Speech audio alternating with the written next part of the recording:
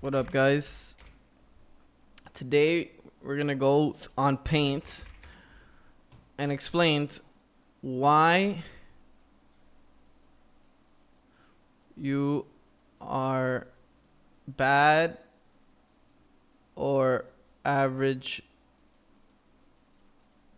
at SMITE. That looks beautiful, right? All right.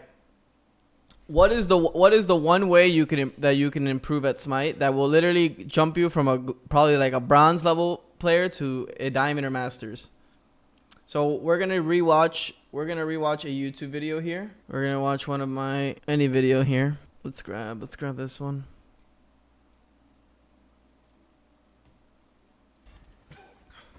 And do I do this, Jen? So this play shows the highest level of what I'm talking about. So what I'm explaining here is that the single one way to improve at SMITE is to predict people. If you can predict what they're going to do, who's going to come, and what their abilities are, then you can answer it. Problem is nobody thinks. If you don't predict what's going to happen, then how can you when something does happen, you are surprised. And when you are surprised, you make wrong decisions, right? So this is the highest level of it. Obviously, me knowing Set has no beads, Janice has no beads. I drop double ward sentry here, so I know that I can ult from here and a ward here just in case they do go left side jungle. And I'm predicting that both of these guys are going to spawn and one of them is going to die to my ult because he has no actives, and that's why I'm coming back. And I'm going to ult here on my sentry. And it happens to come through that my prediction scores big, right? But this is just one form of it, right? This is like fucking dream case scenario. Now we're gonna talk about, like, let's see a rotation.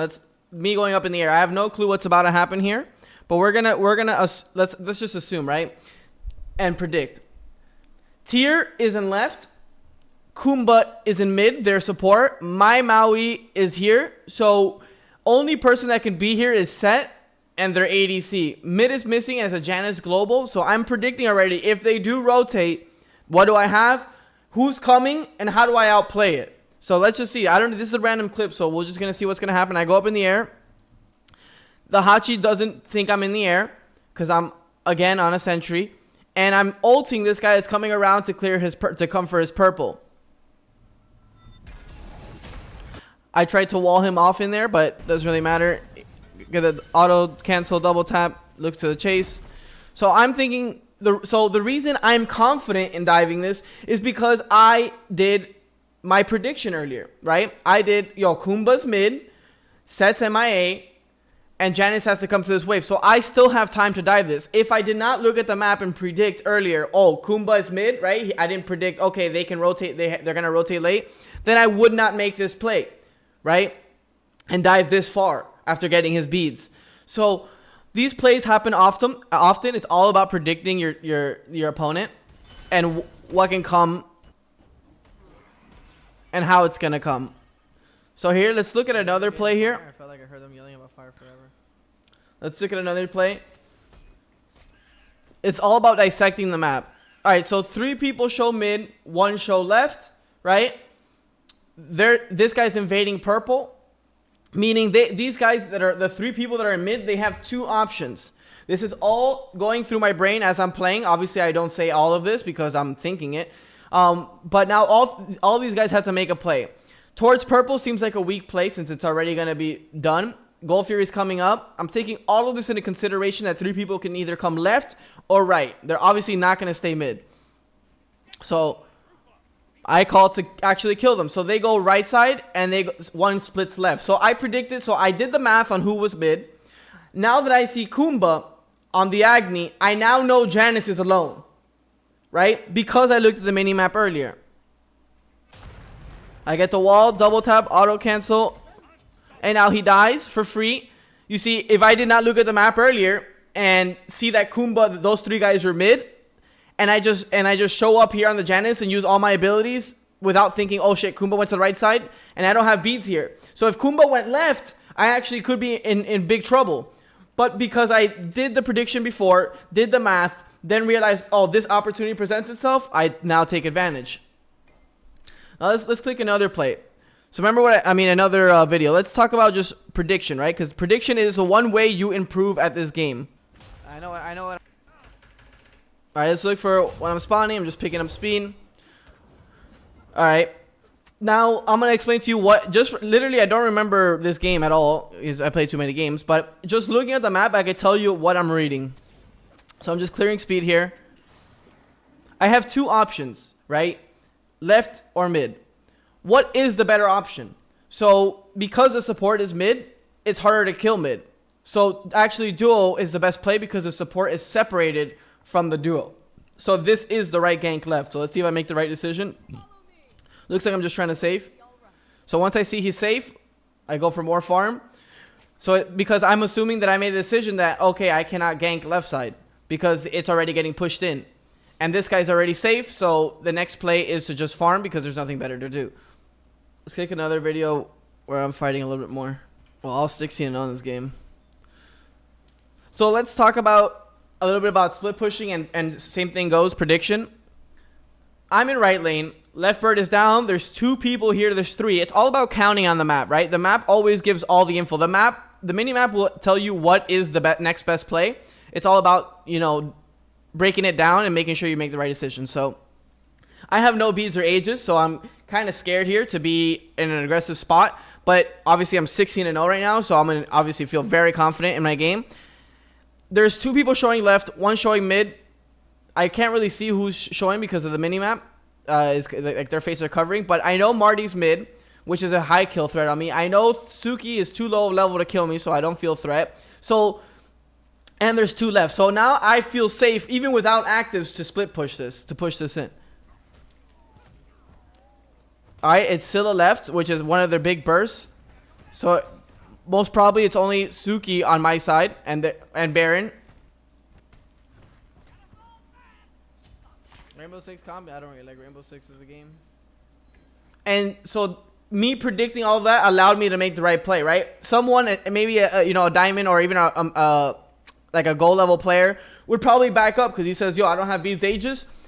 I'm going to back up because I don't feel safe. I'm also 16-0 and worth it. It's all about mid-maxing what you see on the map and what you're getting from the map. So because they showed people on left, I'm going to take advantage on the right side of the map, even with no relics, because I know their resources are on the left. That's all prediction and allowed me to make the right play on the map. So now one is dead. Baron showed here. Marty showed here. And this guy's dead. So they're either someone's coming to clear this, mid or right, or they're all pouring left. So that's what I'm trying to get info here, as you see me pouring out. So they all pour left, right? And I ult just to get across because the Scylla was really low health. So again, it's all prediction, right? Why am I in this spot where I can kill the Scylla? Because I was reading the map and predicted, okay, someone should clear mid and then someone can clear right or pour into the fight left. I set myself up mid to find out what they're going to do. Once I find out what they're going to do, it sets me up to get this free kill on Scylla. So it's all, like I said, all about the word. The big word is predicting. I'm looking at the map, seeing what it gives me, getting information, and then predicting what is my next best play and what can they do about that. So here I have no actives. I see Suki shows mid, Serb is dead. So I can go for an ult that doesn't even hit because I know she dashed. So this is just a free kill for me, even with no relics.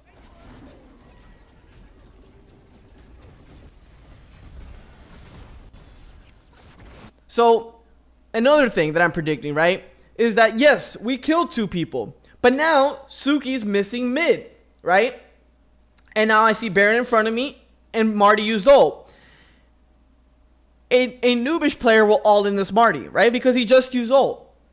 But the thing is that I understand and I'm predicting the fact that Suki has no other play than to rotate left and I don't have Aegis for his ult and I'm about half HP. So the right play right now is to kind of disengage and be ready to play the Suki ult. That is called prediction. So let's see what I do. I might make the wrong play. Nope, make the right play. Because Suki's coming and he wants to ult me here, right? If I continue to left click that Marty, I die. Guaranteed with no Aegis.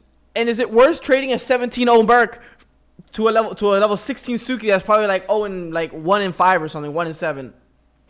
That is called prediction. So now you have seen in only 30 seconds of gameplay, you have seen me predict countless things that have allowed me to make the right decisions in every single play.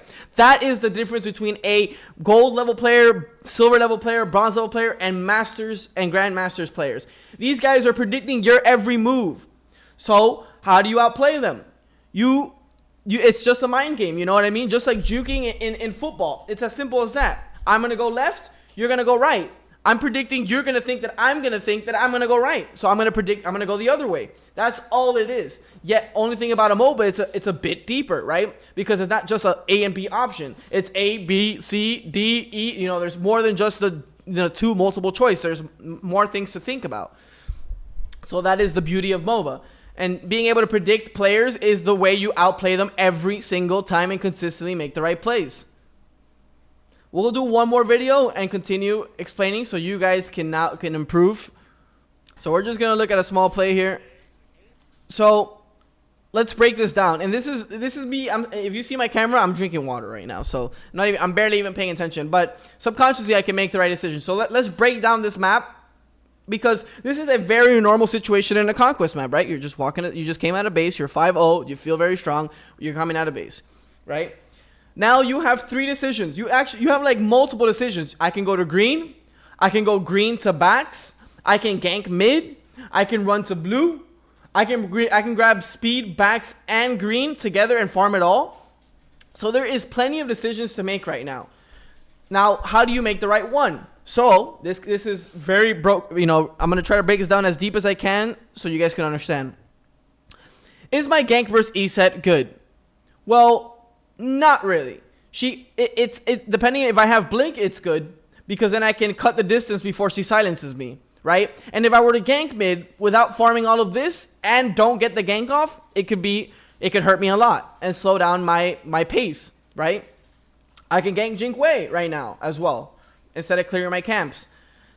Jing Wei is obviously another hard gank, right? She can 3 my 2, which means fly out of my knockup. She also has her ult that can just fly away with CC immunity. So it's not worth. So right here, I should just group these 3 camps and farm it. So you see how much thought process went into what is the right decision in this scenario right here, which is a very normal scenario that happens every game, all like the whole game. So based off these things that I said, the right decision here is to do speed, backs, green, and then look for the opportunity after, because then it doesn't feel bad if I were to sack my farm and then go for the gank and not get it. So these are very important things to think about always. So let me go for another one. Just we're going to skip to another scenario where... Alright. So here I'm calling to attack. I'm behind them. My team is half HP.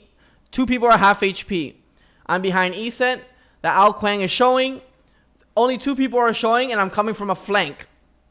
So, how do I take advantage of this positioning? Well, for one, you want to delete the ESET, right? AO is harder to kill because he has a blink and Viz. ESET is easier to kill. And remember what I said. If I have blink, the kill should be easier because then I can cut the distance.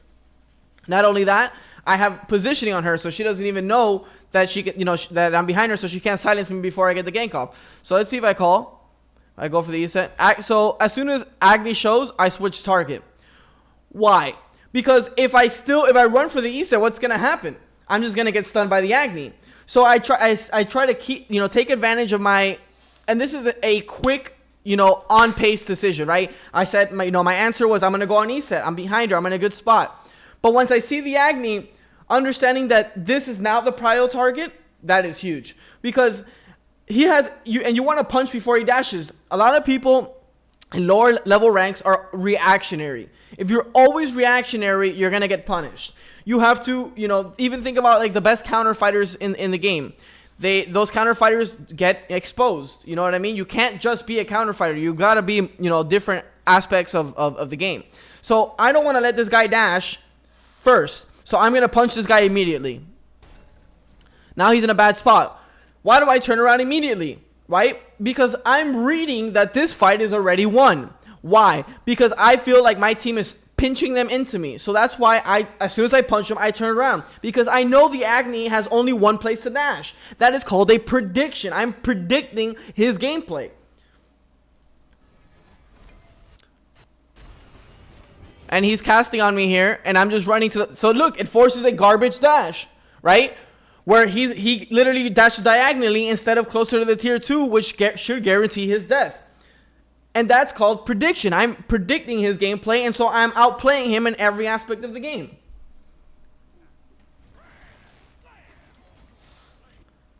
And now the E set shows, right? Again, my punch is up again.